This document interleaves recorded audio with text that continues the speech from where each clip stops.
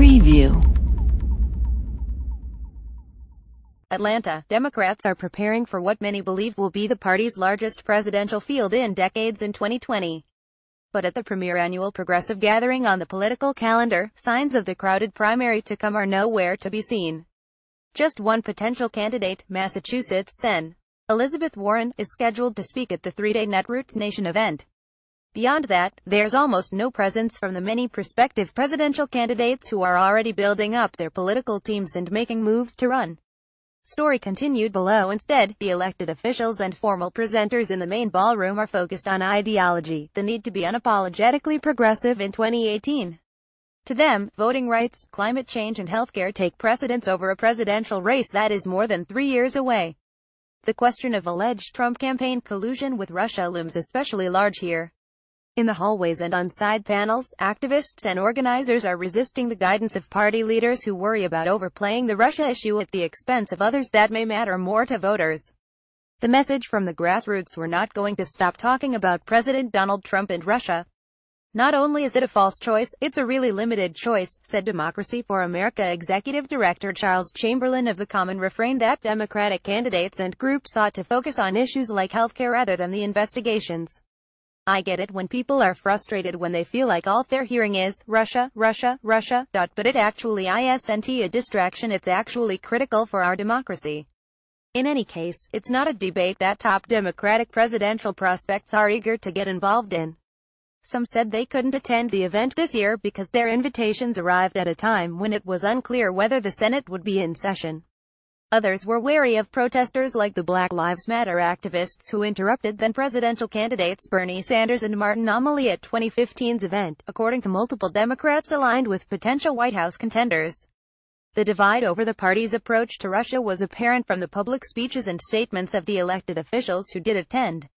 Unlike the grassroots activists who want to engage voters about the investigations that continue to dominate headlines in cable television, the officeholders steered clear of talking about Russia.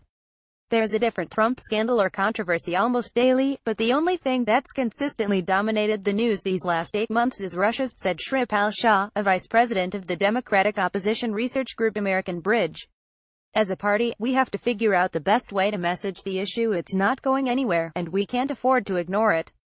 In Thursday evening keynote addresses, former Missouri Secretary of State Jason Kander hit on voting rights. Tallahassee Mayor and Florida gubernatorial candidate Andrew Gillum criticized current Gov. Rick Scott for his ties to Trump. Former Maryland Rep. Donna Edwards talked about winning back Barack Obama voters who sat out the 2016 election, and Georgia gubernatorial candidate Stacey Abrams delivered a largely biographical speech. The pattern repeated itself on Friday. Paul Ryan challenger Randy Bryce talked about healthcare. Arizona Rep. Ruben Gallego leaned on the imperative to develop a progressive agenda, and Minnesota Rep. Keith Ellison, the deputy chairman of the Democratic National Committee, sat on a panel that touched on right-wing smears and media failures. By signing up, you agree to receive email newsletters or alerts from Politico. You can unsubscribe at any time, as other progressive elected officials, including California Rep. Barbara Lee, Illinois Rep. Jan Schakowsky, California Rep. Ro Khanna, Wisconsin Rep. Mark Pocan, roamed the halls and sat on panels of their own. Even the official programming steered clear of the topic. Just one event appeared designed to touch tangentially on the Russian investigations, a Friday panel about the role of state attorneys general and legal action against the White House. Mingling at the hotel bar and in the coffee line, some activists conceded that an unrelenting focus on Special Prosecutor Robert Mueller or the Intelligence Committee investigations might not be helpful in the Republican-leaning suburban districts that are essential to Democratic hopes of winning back the House. If you talk about Russia, does John Ossoff win those 4 or 5 points? I don't think so. That district had a ceiling, said Mike Sarasso, a party organizer and former senior staffer on the Bernie Sanders presidential campaign, referring to the Democrat who narrowly lost a Georgia special election in June. Even so, organizers universally agree that the topic so animates Democratic base voters that the party can't afford to take its foot off the gas pedal. A messaging memo prepared for liberal groups American Bridge and Citizens United, MoveOn.org, and Stand Up America by Democratic polling firm Greenberg Quinlan Rosner, and viewed this week by Politico, got straight to that point. Although the Russia scandal is not the top concern, the research shows this issue is motivating to potential Democratic voters, it reads. If you are not recognizing that what is going to drive massive turnout in 2018 is people who want to send a message to Congress that we have to fight and stand up and be against Trump, you're not seeing the full picture, said Chamberlain.